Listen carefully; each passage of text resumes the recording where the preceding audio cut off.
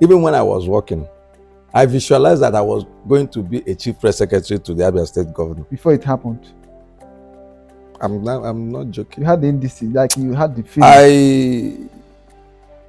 You see, I don't know how to say it. I walk in my vision. You see, there's a level you reach in life. You begin to visualize things. My name is Ugochukwu Emezue. I'm from this village called Osaibeku.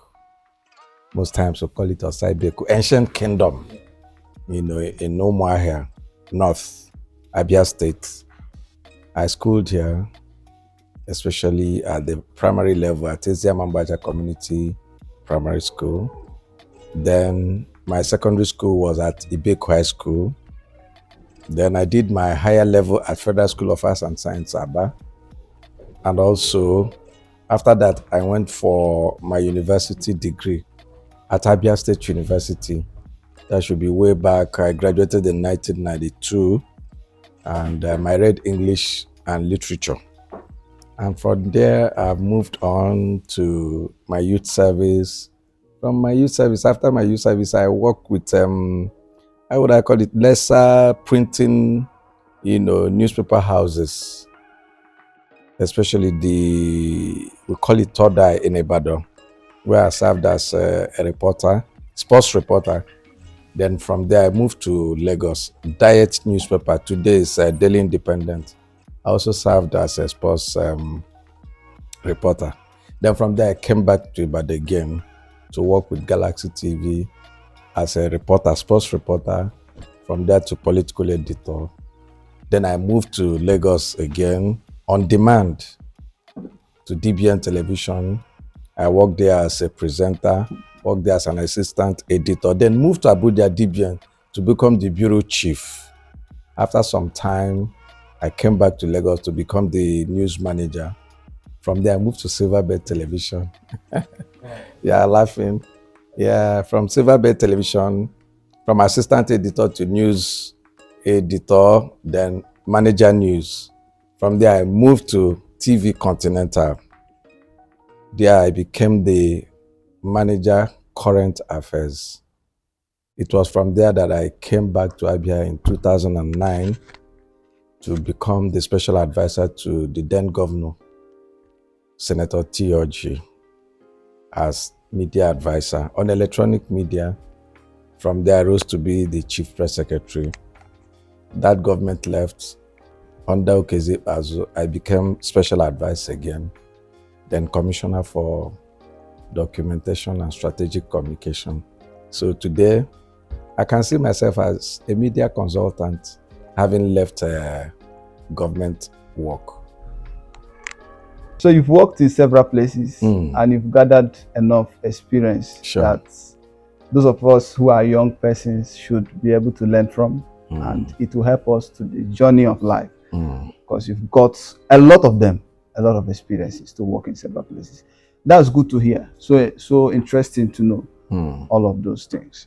So, sir, what are your hobbies? What do you like doing?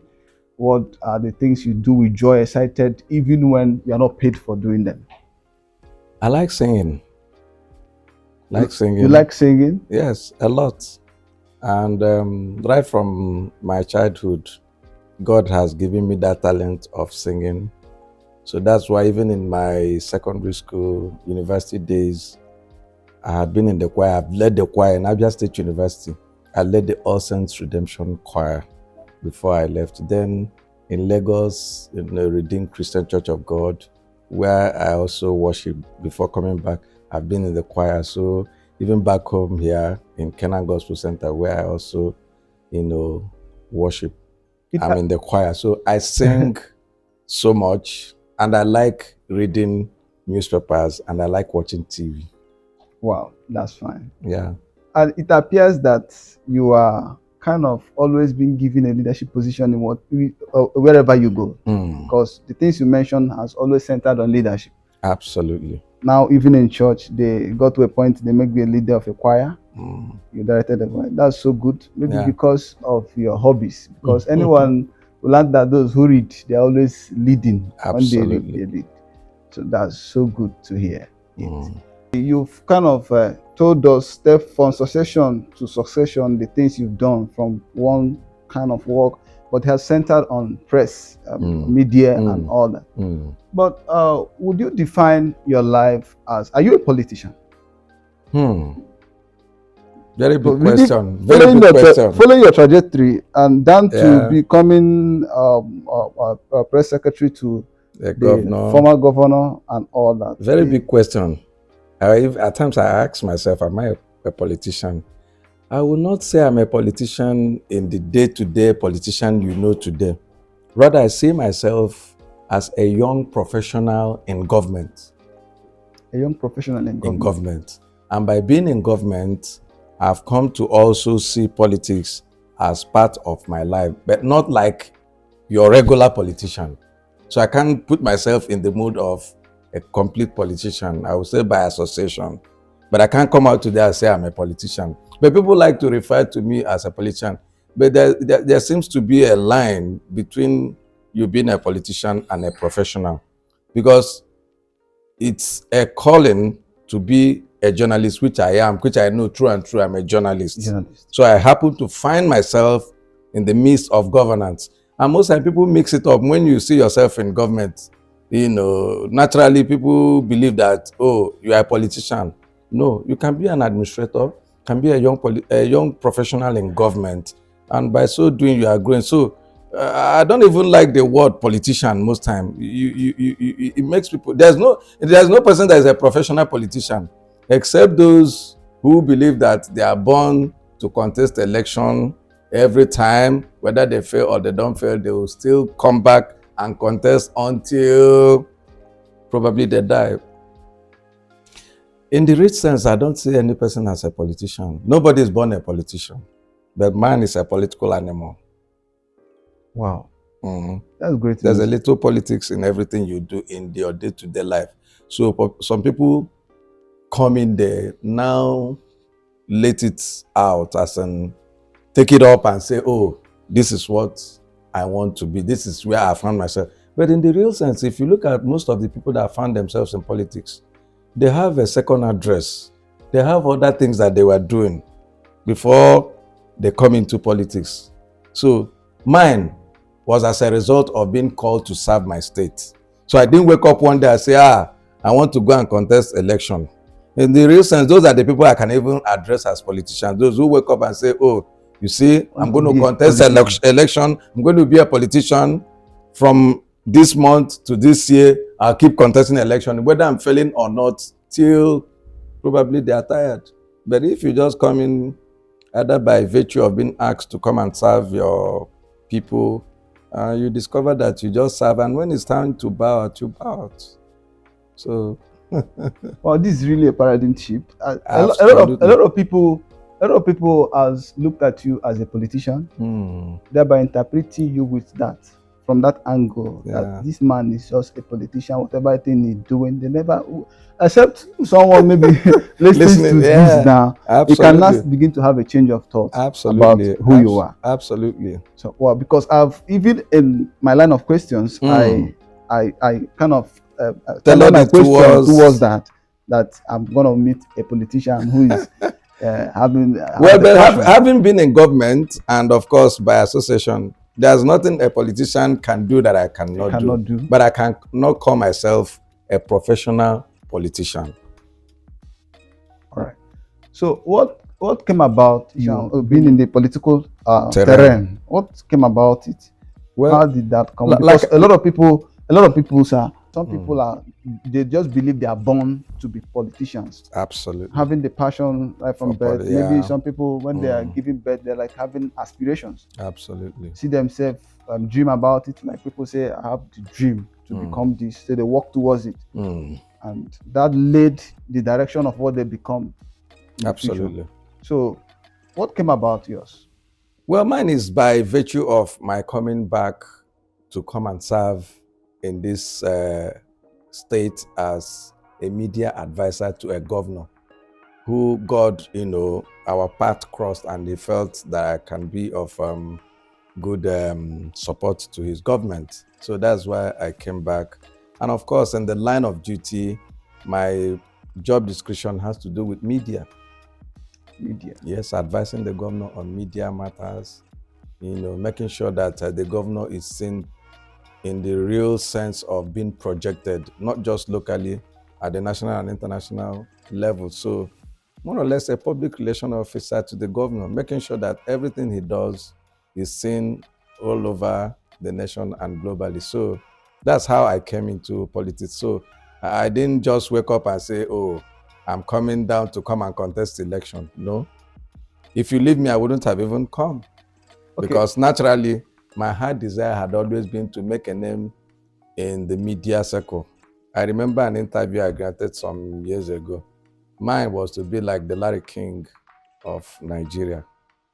And that's the truth. So, but by virtue of my being asked to come and work with the governor, I had to take up the gauntlet, and here I am. Well, let's share a little, because power, when you have power, you can also have a greater opportunity and platform. Absolutely. To do things in your heart, influence changes on the direction of your thought and what you feel. Absolutely. Happen. So now you've clarified this. How do you reconcile, or how are you able to go about being in the corridors of power? Corridors of power for these years, then mixed with your passion as a believer. Let me just use the word that you are a politician. Let me use the word. Okay. Let me use the word. You're a in politician. Parentheses. Because people believe that politics is a dirty game. They believe some parents, while they are training their kids, they are like, you are not going to be a politician. If they discover that their son or their daughter is kind of having interest for politics, they're like, no, my son, you're not going to do this, because they perceived politicians as people that have played dirty game. They are not. They can't be believers and all that. So how do you manage that as a person, being in the corridors of powers, and then as a staunch believer who believes in Christ and what he represents? Well, because now it has to do with pleasing the people, and pleasing God.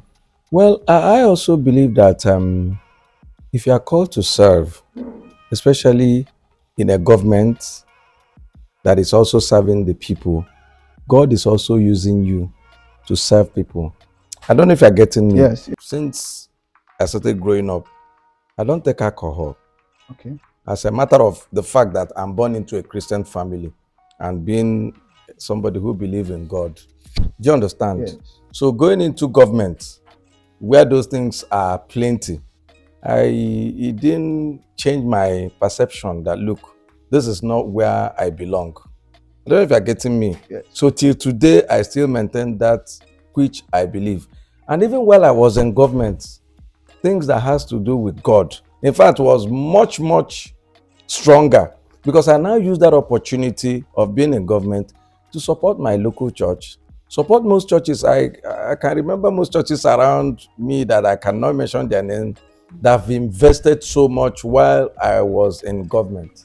So much so. And when you want to invite somebody, I say, go and invite Honorable Ugochukwu Emezue. Do you understand? So I use that opportunity to serve humanity and to serve God. And all those were, I was still going for my choir practice. I was still singing in the choir. I was still leading in the choir. I don't know if you're getting me. While working. Exactly. It never influenced. No way. No way. In fact, most times when people come to our church, probably for an event, and they see me, they'll be like, is this Mr. Emezue? Wow. Like that big name. I mean, it makes me to be much, much happier. So for me, being in government and still being a believer you are is a way of serving people. I can count countless people that through that office that we've really helped financially, giving job, giving admission, helping. So it's a wider place to also minister to people, practical, what I can call practical evangelism. You discover that it gives you a greater opportunity. If God has not given me that platform, I don't know how I would have influenced such lives. And today, people also begin to see it as, oh, somebody can still be in government and still be who he is in terms of serving God. So for me, I never wavered until today. You are still who you are. I am still who I am. So that's the way God has made me, and simplicity has always been the watchword.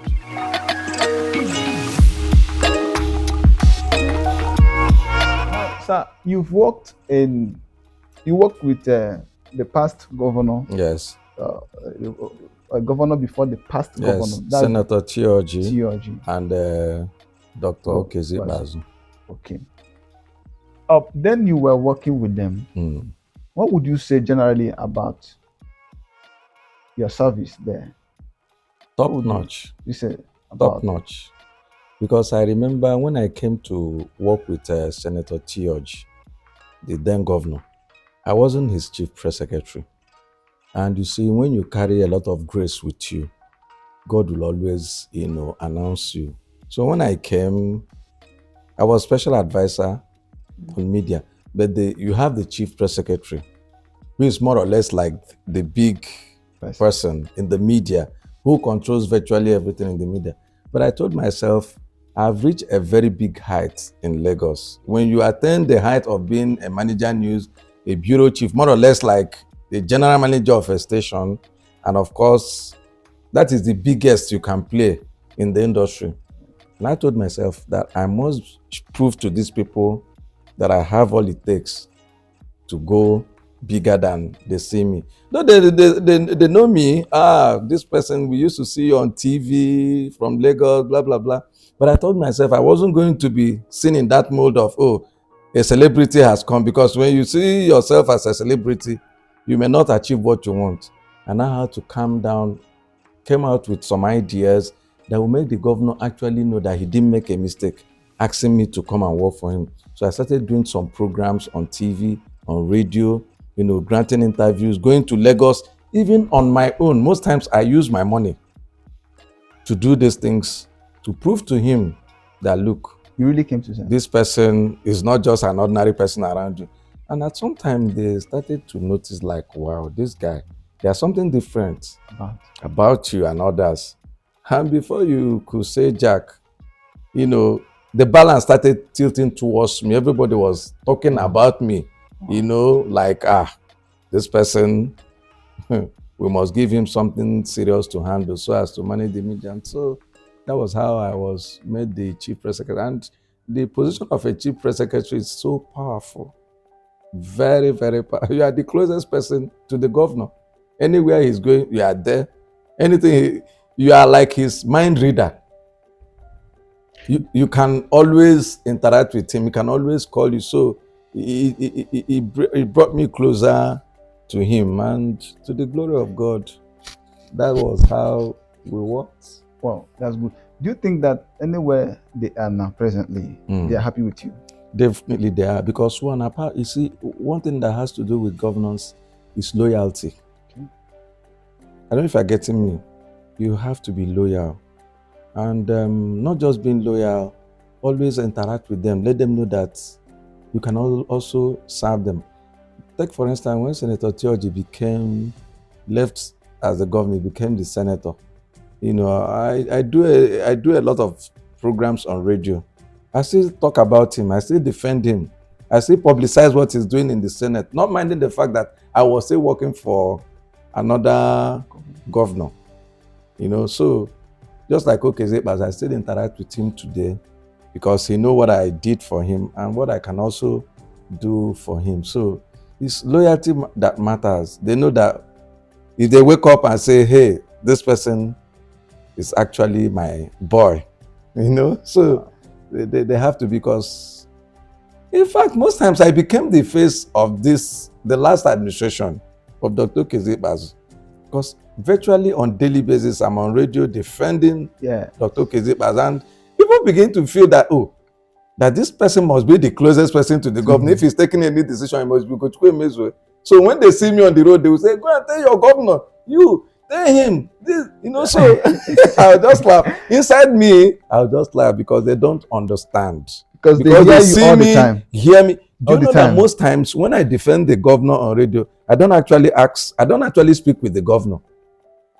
Anything that can happen, I can stay in my house now and speak on his behalf. And what I will speak about him, I has not discussed with him. In fact, for most of the 8 years, I defended him. We didn't sit down and say, you need to go and say this. No. That shows the level of connection we had and my experience and, of course, God's grace. So you defended him even at his absence? Absolutely. When he wasn't aware of? Absolutely. The governor, in fact, the very moment, the very first time we talked about it, he said it publicly that this Ugochukwu Emezue, he said it publicly that the way he defends me as if we discuss, like he tells me what to say, and whatever he says is final. And people begin to now believe me so much.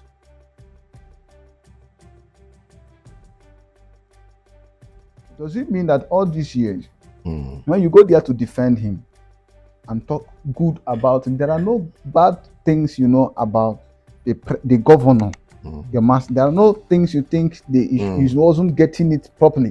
To you, it wasn't fine. But what makes you defend him? Does it mean he was a perfect person you've worked with? No man is perfect. I don't know if you're getting me. No man is perfect. And if you understand, when somebody says you're a media advisor to somebody, it means your job is to project the good things about your governor. I don't know if you're getting me. Yes. But when people also talk about the bad one, you yourself, being a critical mind, you don't highlight it. You don't highlight it. You don't highlight it because your job is to ensure that your principal look good. And of course, make sure that you also have a semblance of saying the truth. Let me give you for instance. There was a time we were under, I think that should be under Senator Chioji, when they were saying, the governor has not paid this, that. Truly, I know that the governor has paid, but some people have not gotten their pay. Yes. So if I come out on radio to say anything, even as person who is supposed to talk about him, I will admit, yes, we've not done this, we've not done that. But this is what we've been able to do. So if you are not gotten to you, you have to exercise patience. I don't know if you're getting me. Yes. So that is my own style of defense. I don't like, even on Dokezipa, so I say it on radio. When people say, the governor is owing this, there are things that are quite glaring. Yes, the governor is owing. But again, you cannot say that the governor is not doing this, the governor is not doing that. Probably he may not have enough funds to meet up that demand. But nevertheless, these things will be done. So I will not come out to now start fighting people. But by the way of defense, I've admitted that he's not getting it right here. But being the fact that I'm the one that's supposed to be his image maker, I've not been the one to come and lambast him. Criticize him. No. It's just like a PR, when you are in public relations, your job is to market.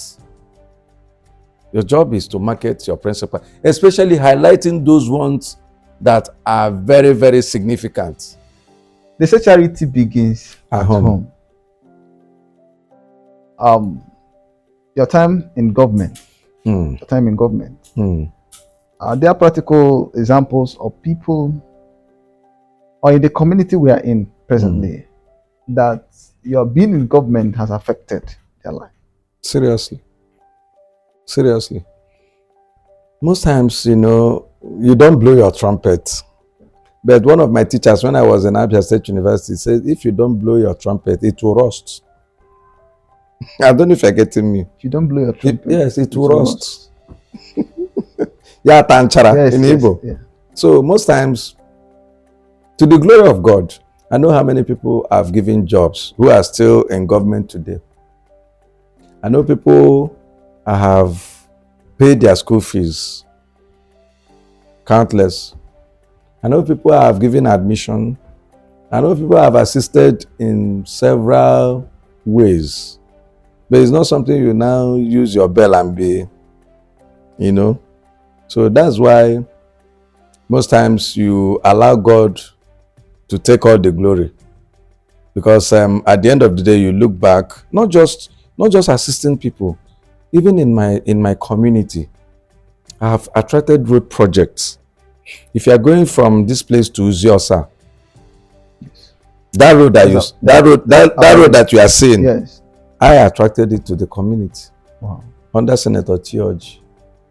And that road is standing the test of time. Wow.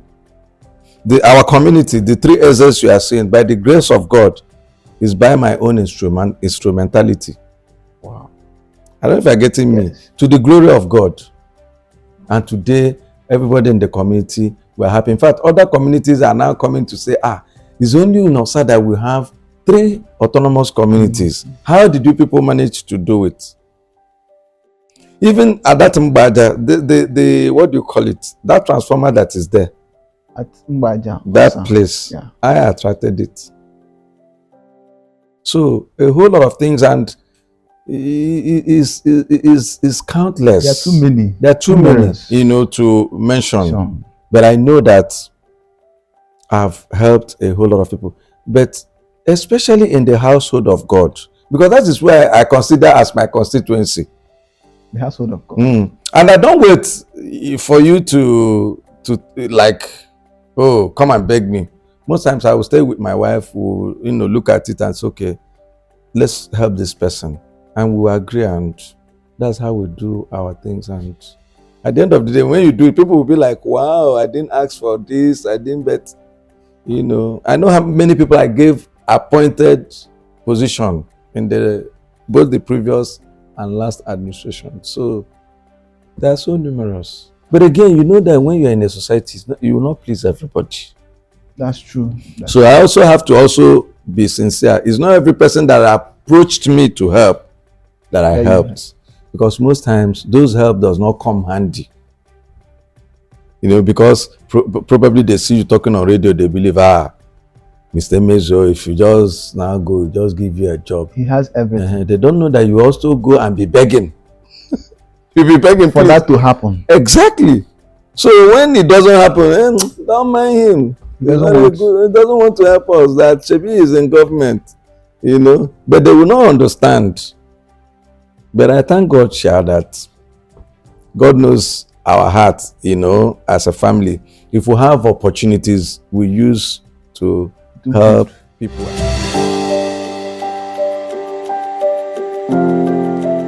The man of God said, I think I heard that from my pastor the first time. He said that Bishop Enedebo said that where they are today, that if they are not there, he would have been surprised that they are not there. Mm-hmm. In other words, he has the picture in his mind. Exactly. The image was there, even when things were not really working out the way. Do you know that?